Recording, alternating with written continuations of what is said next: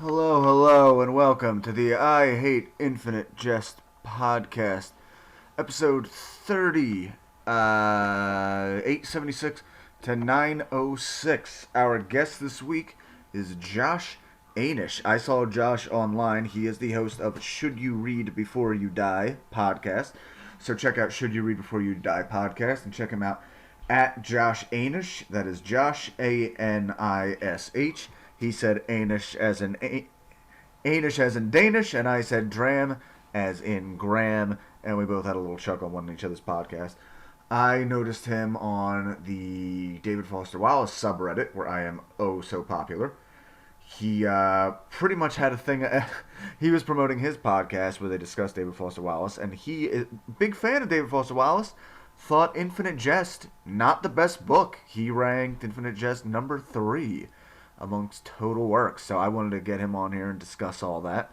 Yeah, we had a very good conversation. We talked about a bunch of stuff. We talked about the 90s, which was interesting. We talked about the ending of the book. Guys, this is a first since the last time we saw each other.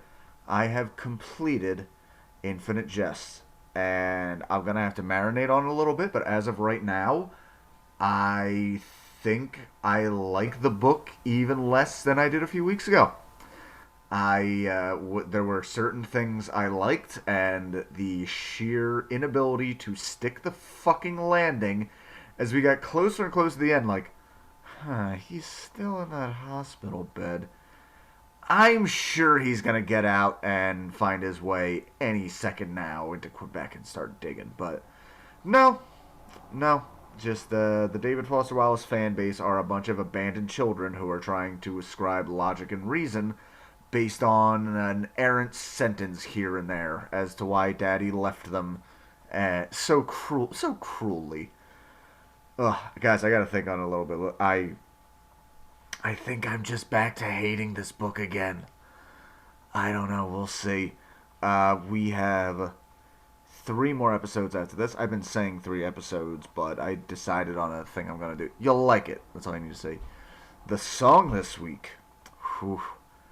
I went a little musical with this. I really think I could write an Infinite Jest musical, and maybe I should.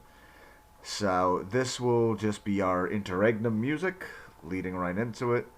Guys, you can find me at Jesse Dram on Facebook, Twitter, Instagram, and Reddit. You can find me at Mr. Jessico on YouTube, at JesseDram at gmail.com on Gmail. I was on my own name on Parler, fucking with the far right, but it did not take them long for them to find me and come after me on my public Facebook and look up information about my family and leave a bunch of comments on some things about how my mom sucks dick. Hate to tell you, buddy, but all our moms suck dick at one point or another. That's how they became our moms. See, when a man and a woman love each other very, very much. I'll leave it at this. So my name on Parler is Bowser from Sha Na Na. Have I ever mentioned my weird love of Sha Na Na? Listen to the Andy Daly podcast pilot project and the episode with Wolfman Hot Dog, and you will discover how I got into Sha Na Na, unironically, from a comedy podcast.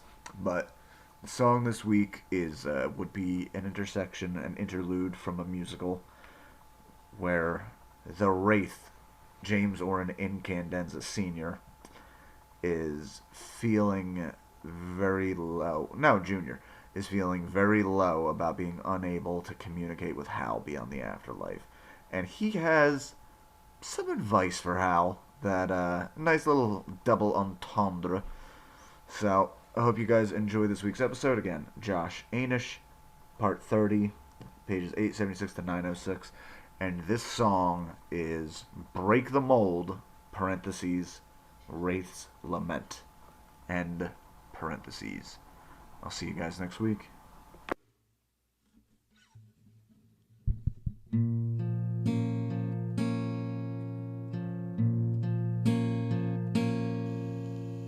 I lost my boy before I hiding, a budding flower hidden all too soon. How can I reach him as he shrinks before my eyes?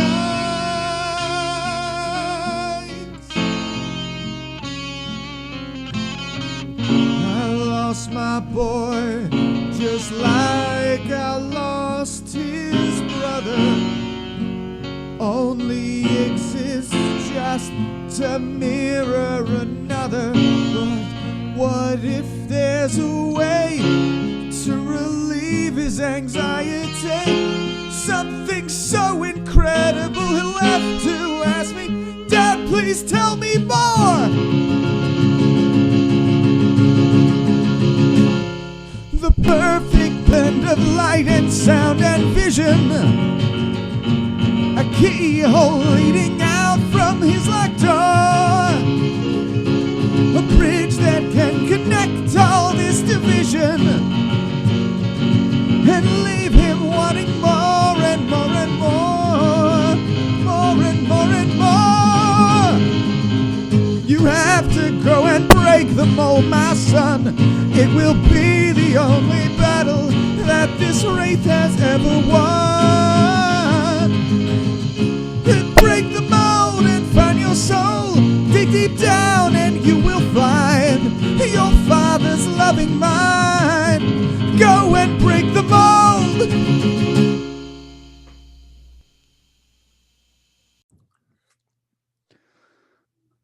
All right, everybody, here we are. I Hate Infinite Jest, episode 30, pages 876 to 906. My guest this week from the Should You Read Before You Die podcast, Josh Anish. How you doing, buddy?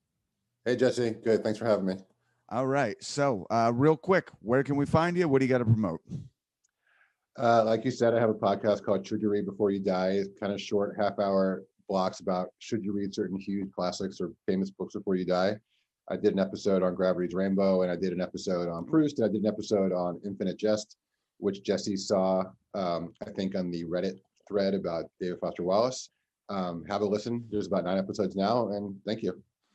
There you go. Yeah, so that's where I first saw you, was on that Reddit, and you seemed as popular as I am in that group because they do not like criticism of their boy, David Foster Wallace. You had a very interesting take in there that I wanted to pursue. It seemed like you actually, if not a fan, you would at least like appreciate David Foster Wallace, but you were of the belief that Infinite Jest is not the top of his catalog. Do I recall that right? That's exactly right. I had it as the third best book. We ranked them like the nerds that we were. We had The Pale King first, which was published posthumously, which I love. Mm-hmm. The second one was brain fart. It was Broom of the System? No, it was I'm looking at my bookshelf now. Interviews with Hideous Men. It was a supposedly fun thing I'll never do again. Oh, okay. I do prefer his essay work over his fiction stuff, which yeah.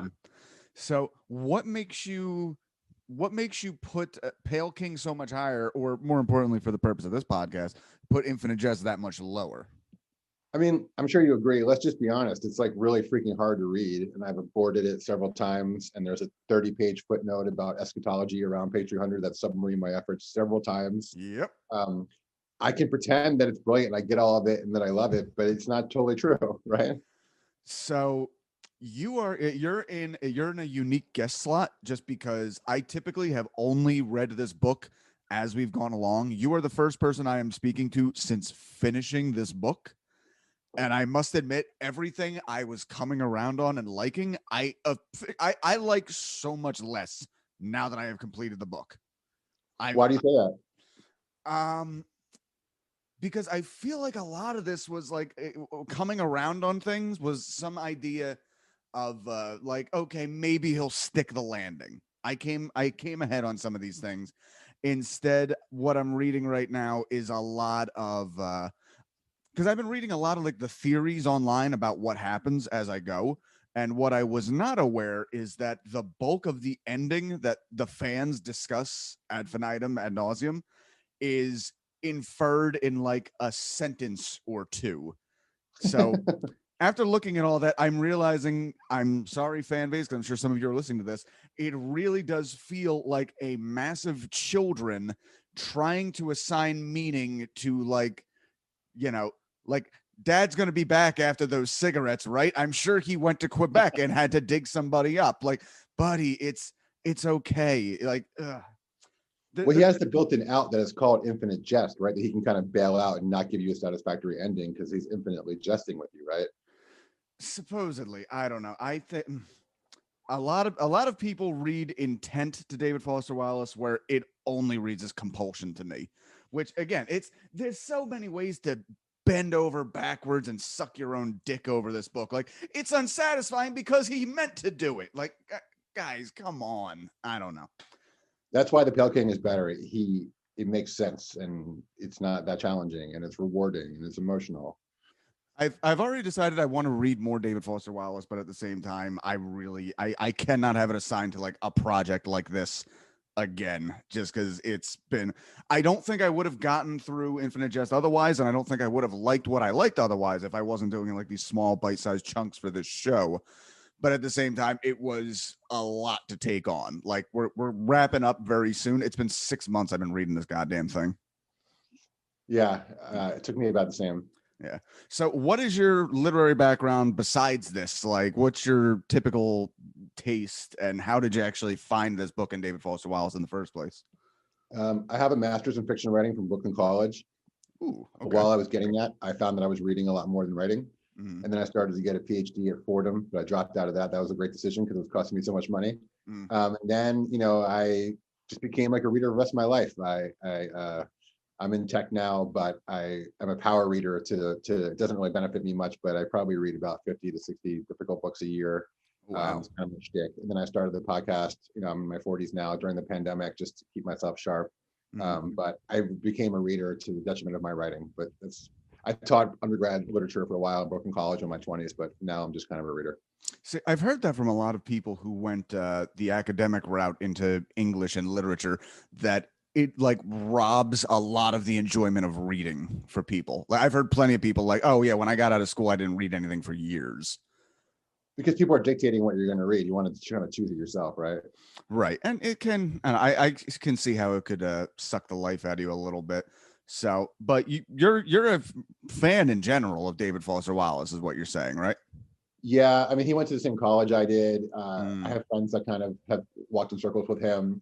Yeah, I love him. I think his nonfiction, like you were saying, is hilarious. But we can't deify our heroes, right? Infinite Jest is sloppy. And I want to talk about addiction as we get into it, because I have some thoughts about that in his writing.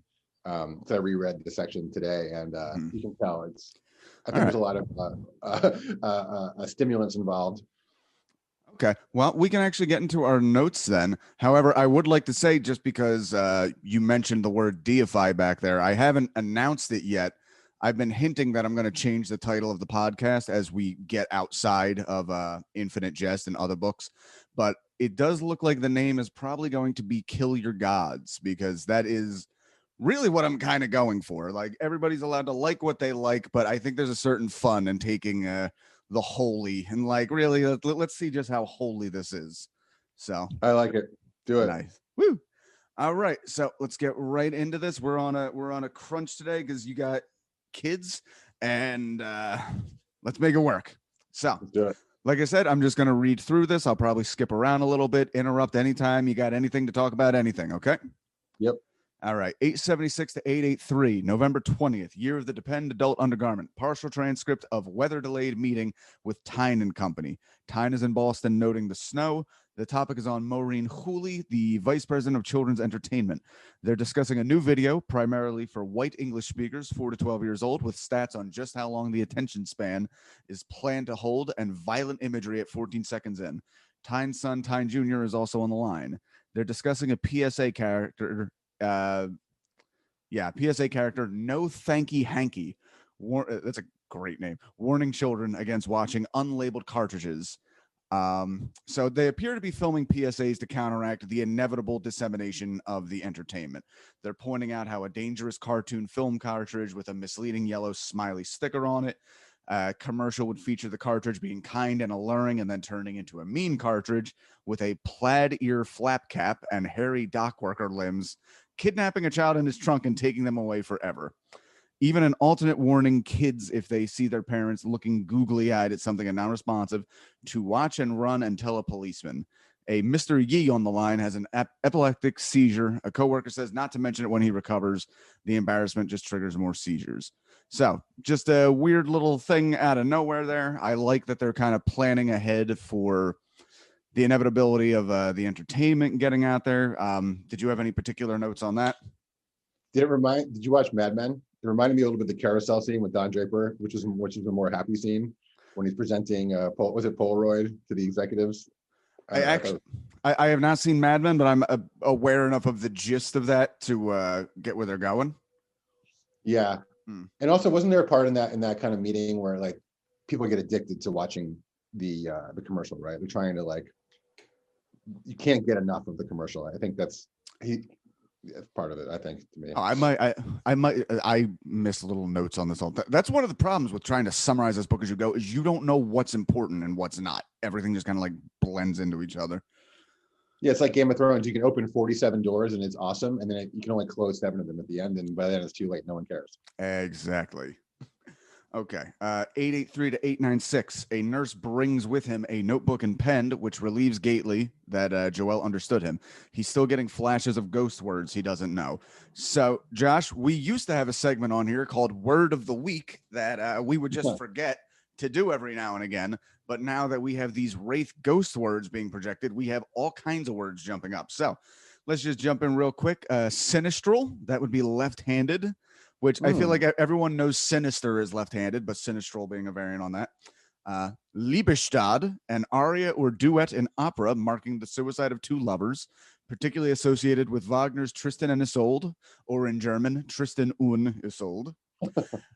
And a metaphoric, having eyes at the ends of stalks like a snail or an insect. So, sinistral, Liebestod, and a metaphoric. Don't be a Don. Be sure to use these terms this week in conversation to raise yourself above the scum of your fellow man. That has been the Word of the Week segment.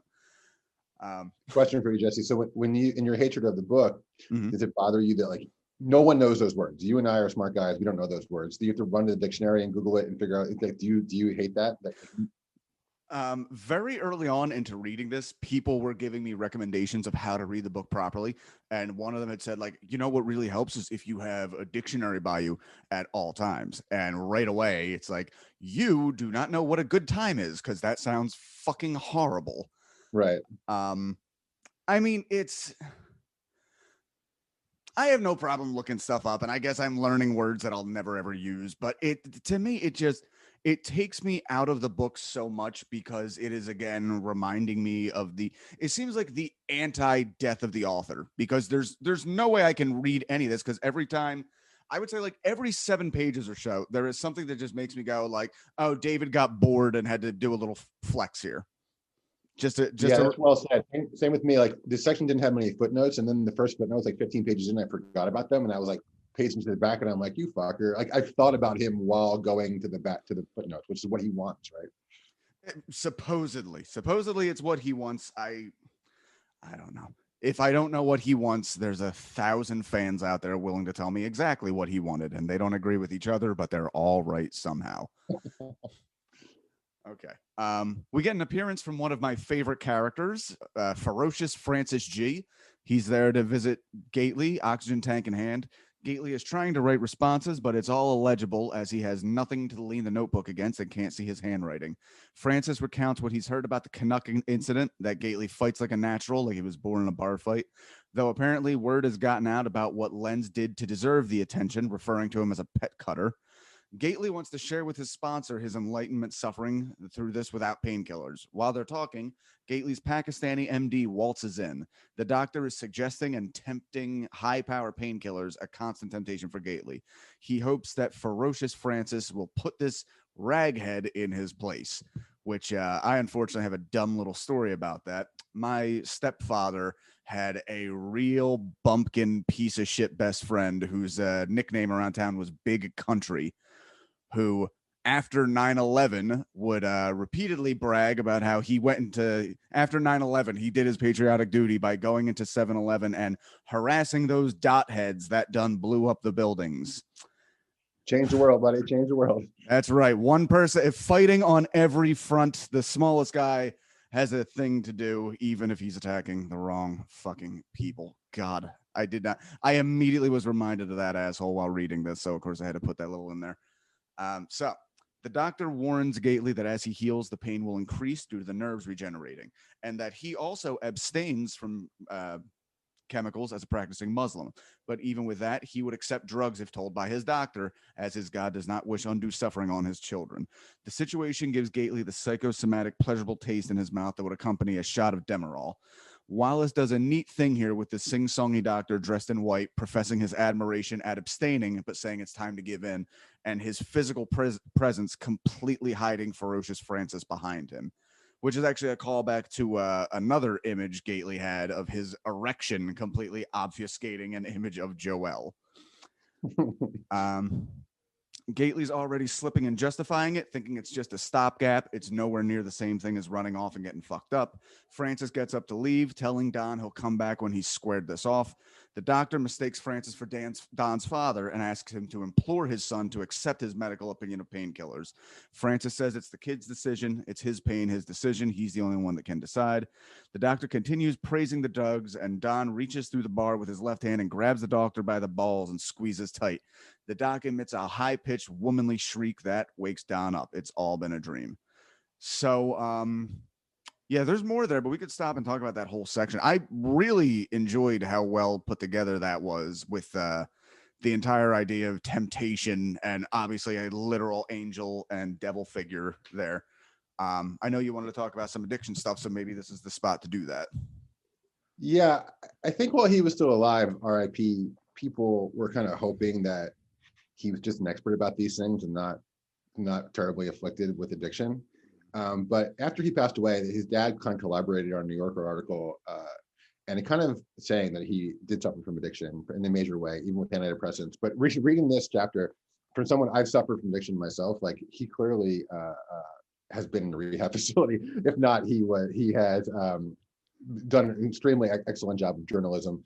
But just even hearing about the treatments and the size of the doses, I think it's very clear that one, he has suffered in the past from painkiller addiction, and two, that he was probably using some type of narcotics while writing this book. Because I think part of the sprawl is probably caused from some type of enhancements. That would make sense. His dad said he was taking kind of like dirty, outdated antidepressants when he passed away, and he was trying to tell David to modernize his treatment, and he wouldn't. He was taking kind of stuff from the 70s. So it's all kind of sad. See, I'm curious about how that actually works, because one of the, as I got to learn this and the fan base, I learned more about David Foster Wallace himself. Got to be honest, at first I didn't care much for the man from what I saw, especially before I started all this. I watched that End of the Tour movie, which seemed like classic retcon lionizing of the dead guy, which is also, I mean, it's narrative film. That's what a biopic is, to let's make Johnny Cash look like a good guy and leave out all the horrible shit. Like, it's kind of how those things are put together. But I was actually really touched to the story of his suicide, just because the thing I didn't realize was the fact that supposedly he had been on a medication for forever. And then I think he was having stomach issues due to it at some point. So he tried to get off it, get on something else. Nothing else really worked for him. Then he tried to get back on that original drug, and that also no longer worked for him. So hearing that a little bit, that he was taking old stuff from the 70s, also kind of rings to me maybe a little desperate, maybe a little neurotic. I mean, you tried a bunch of new stuff, it doesn't work. You get in your head well, maybe the old stuff, there's something there. I don't know. His girlfriend used to make him pinky swear that he wouldn't kill himself that day, every day for that year. Wow. Yeah. See, as grim as that is, at a certain point that was this is our cute little thing. Don't kill yourself, pinky swear. Mwah. Yeah. But anyway, so I think I was in denial that he was suffering, and then rereading this now, it's clearly that was part of the equation. Yeah, it definitely the sections with addiction. There's different chunks of this book that evoke different feelings. I would say a lot of the math stuff. People really get off to how intelligent David Foster Wallace was, but at the same time, a lot of the math stuff for me really rings like he had a friend who knew math well, and he pretty much asked that person like, "Where can I fit this in?" Like that seems very much like a pick and choose kind of thing. Whereas a lot of this addiction stuff feels really lived in. Yeah, I think a lot of writers just don't want to be labeled as being right brains. They're like, well, I'm also good at math. Yeah. So it covers all the bases. I'm both. Yeah, no, everybody wants to be like a nice, finely balanced thing, but you're usually good at one thing or another. I personally have gotten around that by just convincing myself the math and science is dumb, and I will just Not true. I will listen to what they tell me, but that's enough. Okay. The thoughts of addiction and pleasant drug memories are a lifelong feature of addicts across to bear. Gately does his best to think of anything else. The bumper stickers on the MP's truck, a lover who said she couldn't come without getting burned with a cigarette, which induced Gately's first attempt to quit smoking. Gately switched to Demerol from Percocet, which just hit him a little wrong. Demerol was more expensive, but easier to get. He reminisces the specifics of the tablets themselves. He reminisces of the crew of finger breakers he did drugs with. They had a scam of faking good credit reports, renting luxury apartments and appliances, then selling the appliance for their fix. One who had a high libido for a drug addict would take girls back to the luxury apartment and repeatedly yell, "God damn it, we've been robbed," to excuse the drug den they walked into. I laughed out loud at that part. Like, do you? I mean, I know in your torment with the book, do you find it funny sometimes? Here's the thing. I think the frustration has robbed me of a lot of the funniness, because I had had a particular argument with people online as to whether or not the book was funny. I said the book's really not funny. Then in the midst of like an episode I was doing with a guest, there were a few things in my notes that were funny, and then the guy pointed out like, "Well, what about this part? What about this part?" It's like, okay, the book is actually very fucking funny. I'm full of shit. I don't remember the funny parts just because the frustration is so annoying to me. But stuff like that, like, yes, that was really funny. And also, we're gonna get a little further in, but Don's burglary buddy Fackelman, and the fact that his quote is always like, "That's a goddamn lie." Like that was his catchphrase for everything. Like, okay, that's some funny shit. That works for me. I mean, your comedian is different. I feel like it's writing funny fiction is hard because like when you're a comedian, there's a cadence, right? There's a build up, there's this and that. There's a rhythm, there's context. Yeah, when you have 300 pages or 1,000 pages like this one, it's so difficult to like have build up and payoff. It's a challenge. It's not only different, it's a little bit like anathema to the stand-up thing, just because again, with the stand-up, you can feel it like kind of building up, the structure a little bit, whereas in books it actually one of like the hackiest things known to stand-ups is to just say something wacky with no background thing, like, "Oh yeah, and then I was walking down the street and then my asshole exploded." Like, all right, guys, that's good to know, but that's how that shit reads in narrative fiction. Like there's a few times in here where like we're sitting with Hal and he's like, "I don't know whether to go left or right. Stice is doing something. I have to fart but have not yet farted yet." And like some people find that hilarious, but like I just imagine it in that rhythm and it sounds dumb to me. Yeah, I hear you. So I would say the weird thing though is like some of the funniest shit I've ever read has been like nonfiction. Like I've read some biographies that have like cracked me up. I don't know if you've ever read, John Hodgman has a series of books. He's a pseudo comedian. I don't even know what to call the guy. He's most known from like a series of Apple ads. But yeah, he has one of the funniest series of books I've ever read that like they're pitched kind of like these atlases, just like general world knowledge, and then they're just full of like a thousand hobo names you never knew. I'll check it out. I don't know that one, but I'll check it out. Yeah. Do you find the book particularly funny? Maybe not like on a per capita basis. No, I think supposedly a fun thing I'll never do again. The actual essay about going on a cruise while misanthropic and snobby is pretty funny. For those who don't know, he goes on a cruise, one of these kind of terrible cruises in the Caribbean, and where they have like dinner at midnight and talent shows, and he's on drugs there. It's not fiction, just writing about how awful it is. It's funny, but you have to be in the right mood for it. See, one of the things that blows my mind a little bit about the nonfiction work is that so much of Infinite Jest, people praise like it's sincerity versus irony and sincerity versus irony, where like a lot of his nonfiction does, while he has a lot of clever things to say about it, it does seem a little like I'm going to show up to this stupid thing and shit on it a little bit, which is like peak 90s irony. That's a good point. He does. He has a good one where he goes to that porn Oh yeah, conference. Big Red Sun. But I feel like he doesn't hate it. That one, he's kind of like more on the bus rather than peeing on the bus. But I hear you. Yeah. Oh, and one other thing I noticed, just because I have to point out every flaw in this book that I can find, is so one of the things I'm confused about, because this might just be a projection from the Wraith, which, you know, go figure, a perfect way to explain it. If this whole thing is a hallucination, supposedly, with the Doctor and Ferocious Francis, they're not actually there, yet Ferocious Francis knows the truth about Len's killing that dog, which Gately does not know.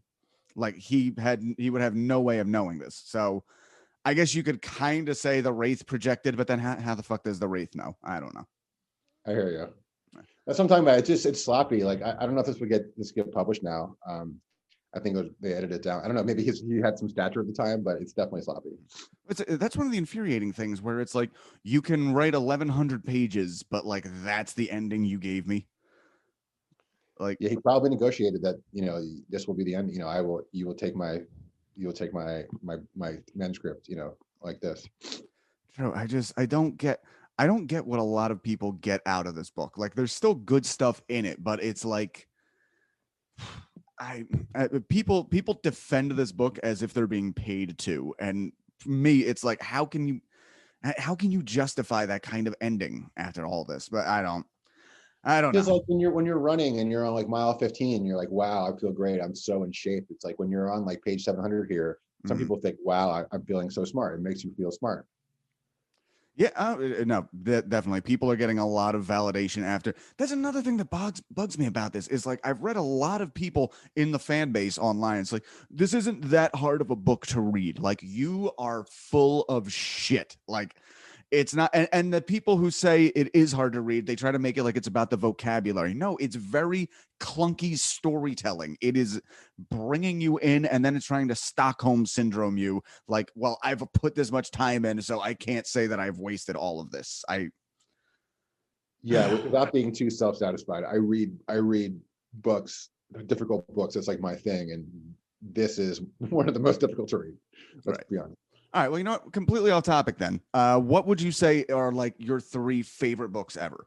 Complicated or not complicated? That you would say like the thing people are trying to make Infinite Jest like that great. What are some books that are actually that great in your opinion? If you're looking at like should you read before you die, like the big ones, like I'm looking at my bookshelf now, like Moby Dick is excellent. Okay. Anna Karenina.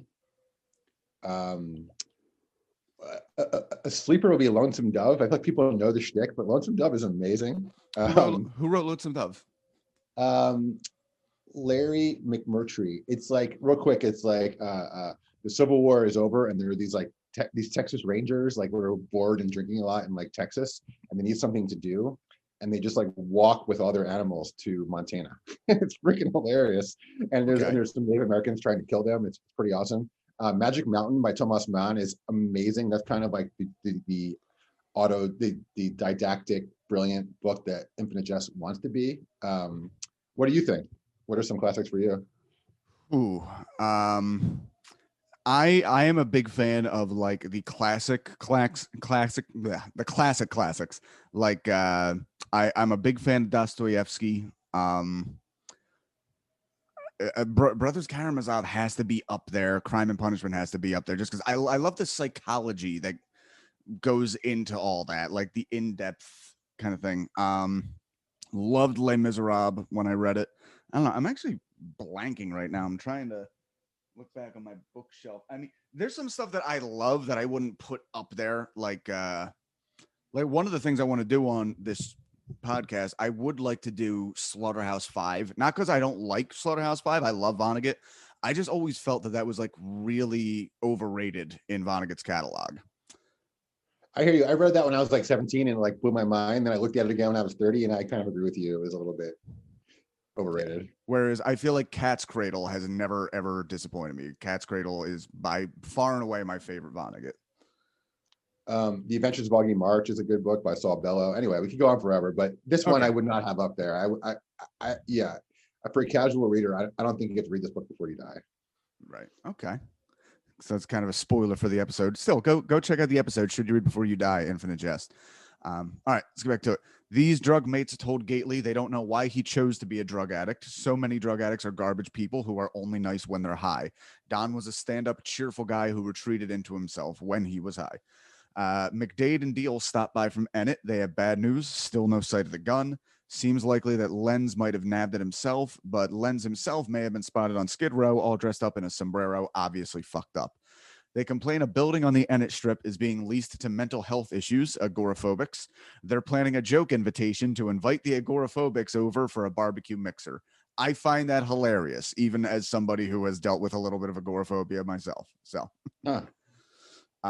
they tell Gately they can't testify in his favor due to their own legal issues, which upsets Don greatly. Don feels guilty and betrayed, and he wonders if God is in fact the vengeful and cruel figurant that Boston AA swears it isn't. He stayed sober and did the right thing, and yet he's being karmically fucked over left and right. McDade and Deal leave as a nurse comes in a sexy white nurse outfit to she's giving him an enema, and he is mortified by all of it.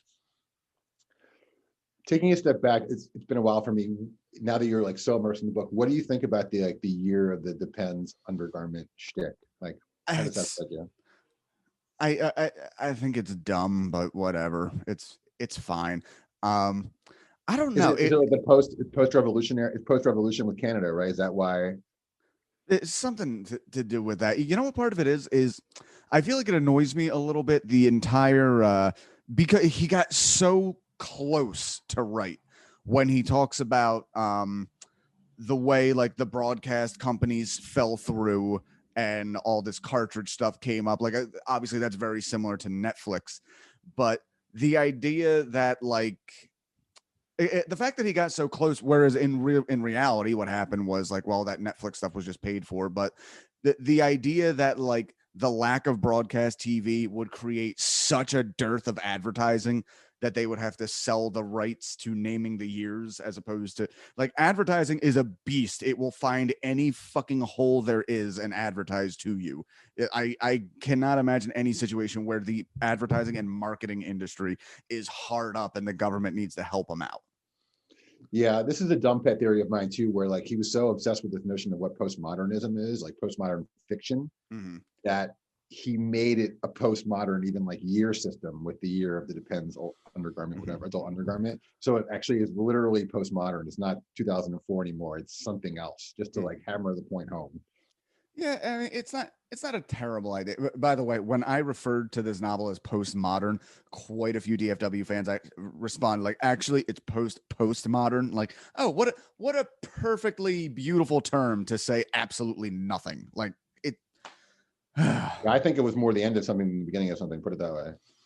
Yes, there's one thing I've said about this book a lot is it is dripping with the 90s in a way that I feel like a lot of people really don't want to admit how much it kind of dates the book. But yeah, I mean, even I was a child in the 90s, but at the same time, I was like in touch with enough of like the pop culture at the time because my parents were young. I was watching like The State on MTV at like 7 years old and loving it. But yeah, here's an example. In the beginning of the book, he poops on video conferencing. He thinks that the reason why video conferencing didn't work in the 80s is because, like, if I was talking to you, I wouldn't want you to see me because I was cleaning up my house. I was multitasking, and that was like on my cover. But now we're in the age of Zoom, and that's all we're doing. So that was just, I mean, of course, please, writers don't have to be right all the time, but he was incorrect in that regard as well. Right. And yeah, just a lot of that sincerity versus irony thing. I don't know. I feel like even for the irony of the time, it's kind of overstated a little bit. I don't know. Another thing I could go forever on, but well, I don't know. You're a bit older than me. You were like you were pretty much there in the 90s. Would you say like that was your coming of age decade? Yeah, I was ages like 13 to 23 in the 90s. Okay, and that's by the way, that's one of those weird generational arguments people always have, where it's like, well, what makes it da da da? For me, as like a millennial, I always look at it as it's literally coming of age. I turned 13 in 2000, so like once you turn 13 to like 23 is going to be like your era, no matter Totally. what year I it is. agree. I'm 10 So years older. so, all right. So, what do you think then of like the 90s? Was it as dripping with irony as we now recall looking back on it? Just because we've seen before, like, the way people think of the 60s, they're like, oh, these long-haired hippies. And then you see video of Woodstock, and like 1 out of every 20 people has like really hippied it up, and it's more just like regular people. It's a good question. I haven't thought about this much, but I would say the 90s were exuberant. It was like the time of Clinton and the time of the internet and a time of great prosperity and peace. But it wasn't, I don't think it was really ironic, because I'm just making this up. I haven't thought this before, because the lack of the internet. So we weren't like taking notes on ourselves yet. There wasn't Twitter yet. So like Michael Jordan would have an awesome game, and then it would just be like, we'd deify him and go to bed. There was no kind of echo chamber. So I don't know about the irony. I just think it was kind of like a period of growth without much reflection. Okay, that's an interesting way to put it, because again, I feel like in the zeitgeist we look back on it as like Nirvana and like the beginning of obviously Don't Trust the Man goes back to the liberal political radicals in previous generations, but that seems to be the first one where like the general pop culture was like, don't believe the man. But yeah, that's a good point. Yeah. Because I mean, even if you think back to the 60s and shit, it wasn't like the art really reflected that either, that political turmoil. Like most of them were just like there. I mean, Jimi Hendrix didn't have much to say about war, but he had a lot to say about, purple haze and kissing skies. So, okay, we can jump back into this. 896-902. We are back. In the last episode, it was actually the first time we had the first person's perspective of Hal, which now I've read through enough and realized we stay in that first person's perspective for the rest of the book. One thing I will say I like about David Foster Wallace a lot, I do like his use of perspective, jumping in and out. One of the things he does is where he has third person omniscient, yet he's using the same verbiage and beliefs of the character he's discussing in that text. I find that really neat, and not something I'd seen before, and if I had seen, hadn't done that well. So on the other hand, I think he knows he should write about nature and like what's happening outside, and he does it, but it feels forced. He's not a poet. No, exactly. Yeah, he's too analytical to be a poet. He'll try to describe like the trees in Illinois, and it's just like, he's like doing it. It's like perfunctory. Yeah, exactly. All right. So Hal, while walking back to check on Ortho and listen to music, he's struck with a bolt of panic, typically only felt in the middle of a match. He never felt this way off court. Lyle had explained to him that unexplained panic sharpens the senses beyond enduring. So I found this section, I suffered from panic attacks for years. So I know this isn't exactly what it is because we have the whole hallucinogenic thing here, but Hal says everything has too much detail but isn't disorienting. Again, not what I find in a panic attack. I agree with everything has too much detail, but it's very disorienting. Like you can't help but be aware of fucking everything because your brain is in scared animal mode. The world became almost edible. Then came the paralyzing, overcognitive bad trip feeling. Hal feels overwhelmed with the familiarity. Hal envisions all the chicken he will ever eat for his entire life stacked up for him in mass. That's pretty funny. Hal lays down in the cartridge viewing room and waits for it to pass. Hal goes through details of himself and his family.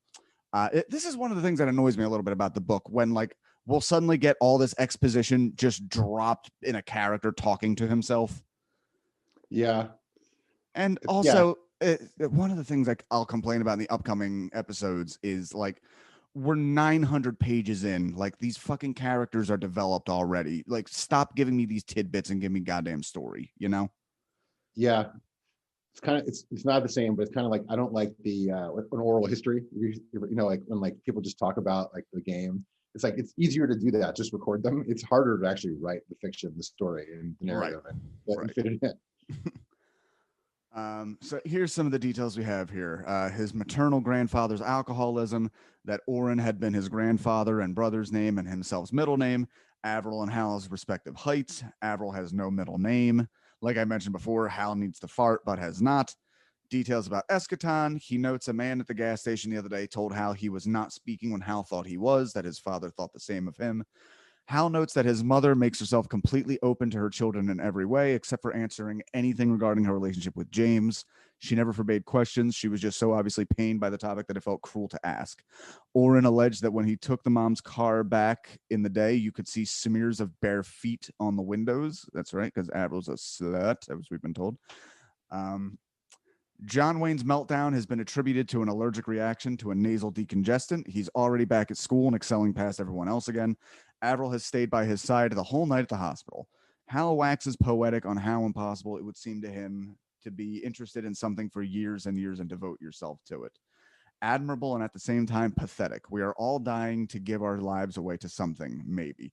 So I actually like that. What would you say is something that you were interested in for years and devoted yourself to? That I no longer care about? That too. That's a good question. Like some sports, like I used to be I used to be able to name like 400 people in the NFL or Major League Baseball. And now I just do not care. Like I do care about the NBA, but like I just don't care anymore at all. Or even writing fiction, like just taking a step back, like I used to copy that David Foster Wallace type of writing where you could just write like 1,000 statements, and if 104 of them are good, you win. But so it's like, but now I don't care about writing fiction. Like a friend of mine, like I used to have an insecurity that I wanted to be a published novelist because I wanted to be smart, but now I'm like way over that. It's just like I had a friend, she wrote a book for 4 years, sold it for $5,000 total. God. So I've even lost the desire to be a novelist, for better or worse. See, I am kind of in love, and maybe this shows me to be a cynical person. I love stories of people just being gobsmacked by the reality of their actual dreams. So part of that, I was involved in a lot of independent filmmaking in my early 20s. I was with a crew of people. I tended to do the music, although music in general was something that like I hadn't written a song in years, and then I started doing this podcast and I started fucking around and writing songs about Infinite Jest. But like that was something I did for years and years. I wanted to be my career, and then like the band I was in broke up. I started doing comedy, and I just completely fell out of love with music instead for comedy, just because it was so much. It's not that it was easier, it was that I could do it more independently. I didn't need a drummer. I didn't need like computer software for a drum machine. I didn't need to teach somebody. I could come up with an idea and go up and do it later that night. Yeah. But the thing I was going to make of independent film, there was a movie we made with another production studio in Philadelphia, and we had a falling out with this team in the meantime, and there was all this fighting and blah, blah, blah. Long story short, their crew won. However, the only thing their crew actually won was like they made a movie that got a little bit of distribution, and then they also fell off the face of the earth. So I was struck with this real like, oh, we were all fighting to be like the king of the mountain of just dog shit. It's not like anybody won. They beat us to nothing, and now we're all irrelevant. Yeah. That happens at work too. At like bad startups, people will be contracting and people are fighting for power. I'm like, guys, we're fighting over scraps. There's nothing there. Exactly. Yeah. I recently got let go from a startup that absolutely had something to do with the boss's wife, who would not be the fucking janitor there if she was not the boss's wife. But oh, well, I can stop talking about that now. I have an idea for a podcast about work scandals. Maybe people can anonymize them, but I'd like to hear like all the gossip about what happens. Because I feel like we spend all this time on like organizational theory, and it all goes to shit because human beings are so sloppy and dirty and human that like strange things happen at work. That wouldn't be a bad idea for a podcast. It would be really interesting. Okay, let's roll through this because we got like 10 more minutes left. Hal notes that the whole notion of this academy is to get children to invest tons of time and effort into something before the whys and the whats really creep up. Hal notes that in Hamlet, despite Hamlet being famously paralyzed with doubt, he never doubts that it was an actual ghost that spoke to him. While lying on the floor, Hal mentions that Avril and CT probably aren't really related. Again, you're dropping this in very late in the fucking book. Why did you spend all this time convincing me they're incestuous brother and sister just to drop in like, also, he's not really. Avril's father went on a typical bender and showed up with a widow named Elizabeth Tavis as his new bride. She was a dwarf. Along with her came little CT, whose father had died in a freak accident during a game of darts. It seems hinted that Mario has teeth just like the dwarf woman and bears her resemblance. We've heard a few times Mario might be CT's kid. Oren got all of this info out of CT when he was 7 and in the waiting room while Avril was giving birth to Mario.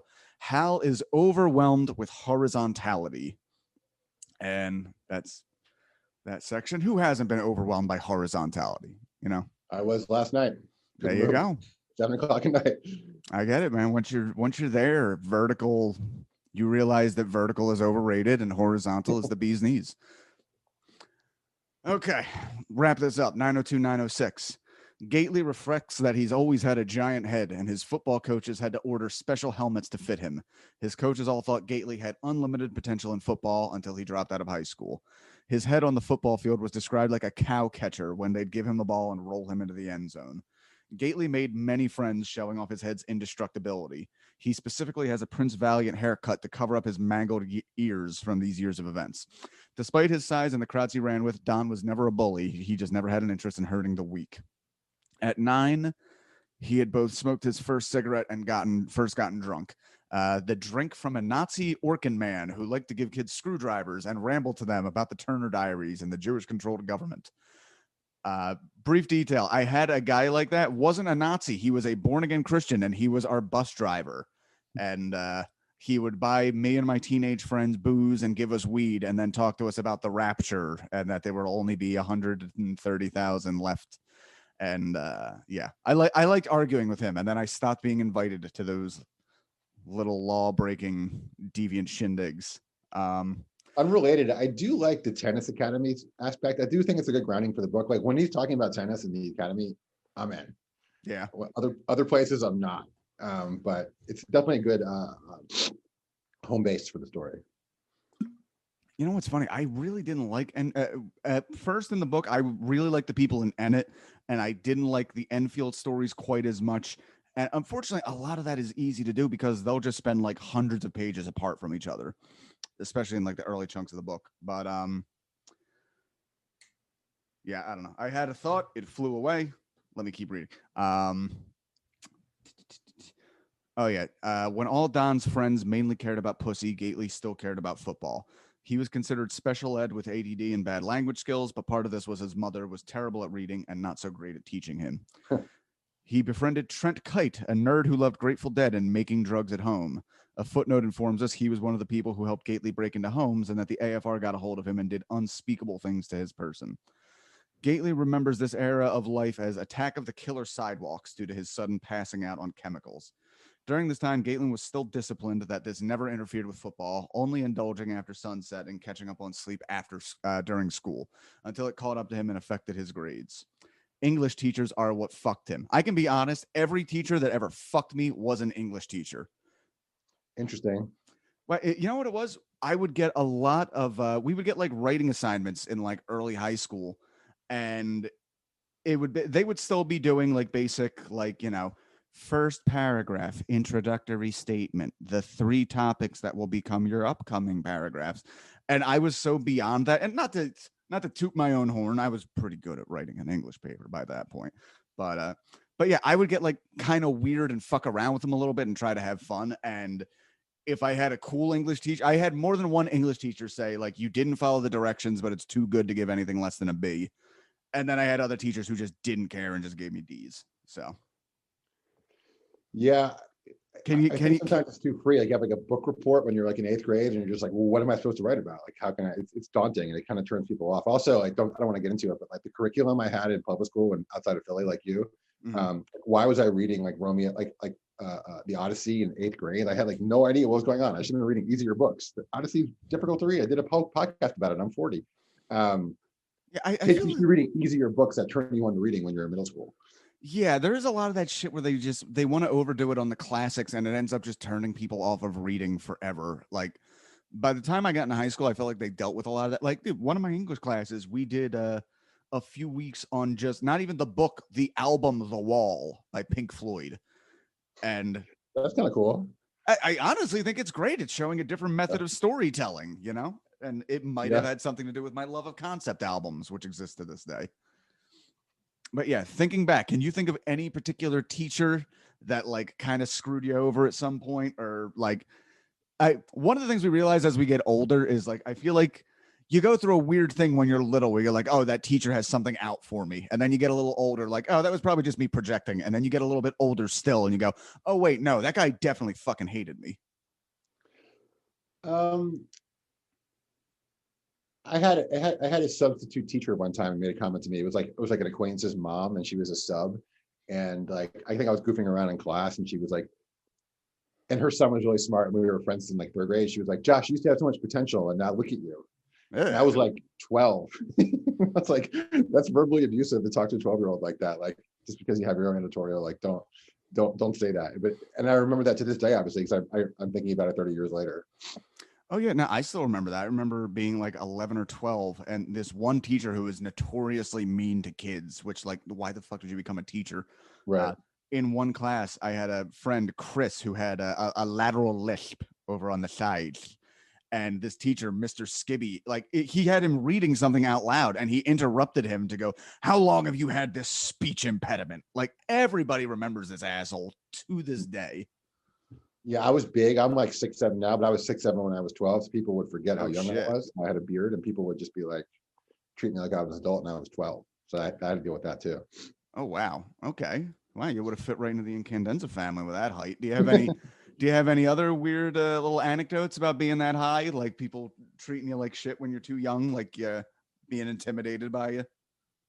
No, but I played a lot of basketball, and people would be like, you're a waste of height. You're a waste of this. And I'm like, you don't know what it's like to be this tall. Like, I don't say anything about you. You know, it's just, I felt like it was an unnecessary pressure.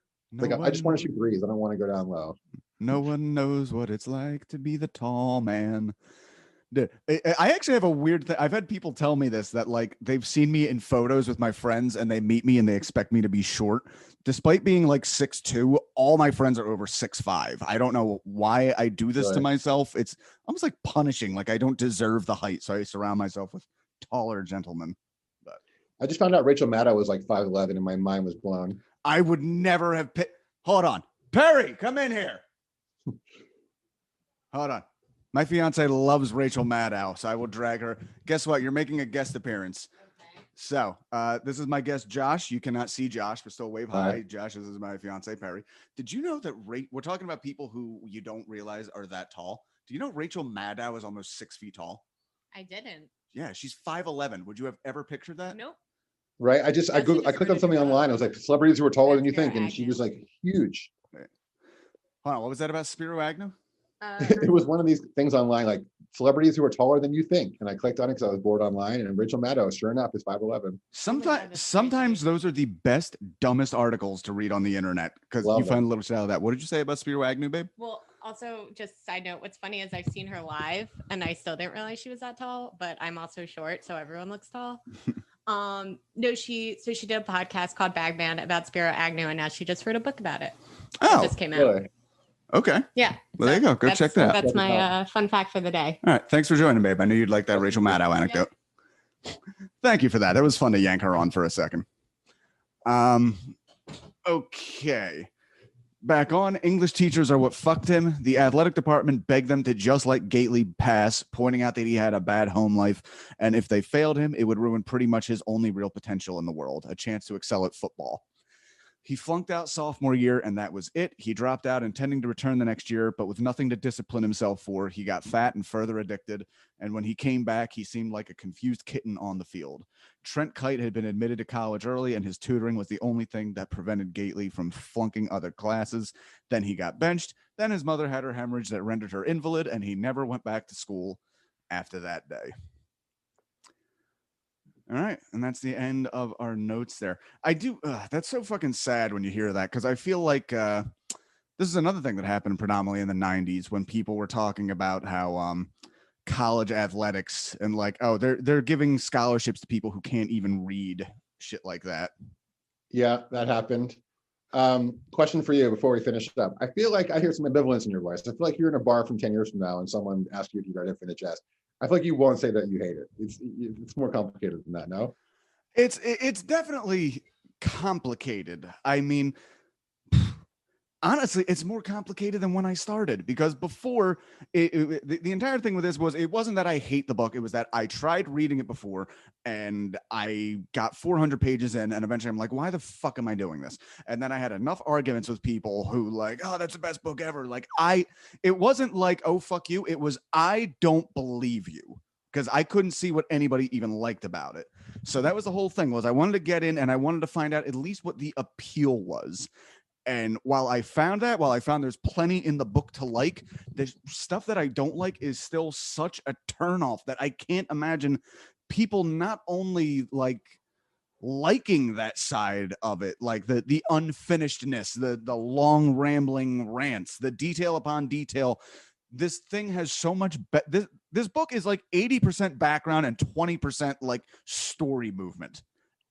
Yeah, I just, the bang for the buck just isn't there, and I love him. He's one of my favorite authors ever. I have a section of like importance. He's third in authors, but this is not his best book. The bang for the buck is just not there.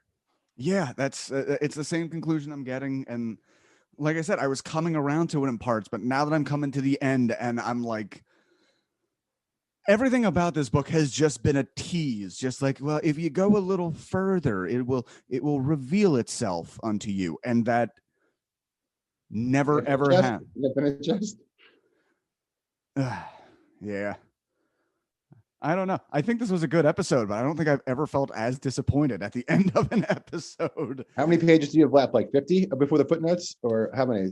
Well, 80? we're not going to cover the footnotes separately, but Yeah. So this one went to 906. So after this, it's like another 75 pages. 2.5, 3 episodes. Yeah. Yeah, exactly. No, there's going to be 2 episodes after this. And then I'm going to do something cheeky. I'm going to have my first 2 guests back on, and we're going to do the end of the podcast, which is to go back and revisit the first 30 pages. Well, for people who care, I think you should check out The Pale King instead. If you're come this far, you probably have read it in Jesse's podcast, but The Pale King, he gets rid of a lot of the excess and the self consciousness that Morris is writing here. It's more straightforward, and I'm happy for him in that book. Okay. Yeah, I definitely, like I said, I don't know if I'll make a podcast about it, but I would love to read The Pale King specifically on something like that, that kind of recommendation, as somebody who recognizes the faults as opposed to loving them, just because so much of this book, it reads to me as compulsion and lack of discipline, which, yeah. I mean, just knowing this book was once an extra 600 pages longer, and then that got taken out. Like, what the fuck got taken out if this is what got left, you know? Yeah. How awesome can it be if you wrote 1,800 pages? Like, come on. Exactly. Ugh. All right, buddy. So we could go on forever, but I know you got to get on with your day and take care of them kids there.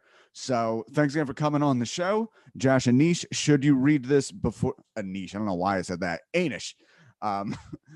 Should you read this before you die? Again, yeah. Anything else? Can we find you somewhere on social media, or do you stay off? Should you read before you die? The acronym is on Twitter. Check it out. We're going to have a new episode coming out about Dune, which I find to be very boring. I can bring you on, Jesse. Somebody just messaged me and said I should do a series on Dune, and I'm very much considering it. So there's a new one. Anyway, thanks for having me. Good luck with the podcast, and I'll check it out. All right, man. Sounds good. I'm going to stop recording now, but I'll give you a more formal goodbye.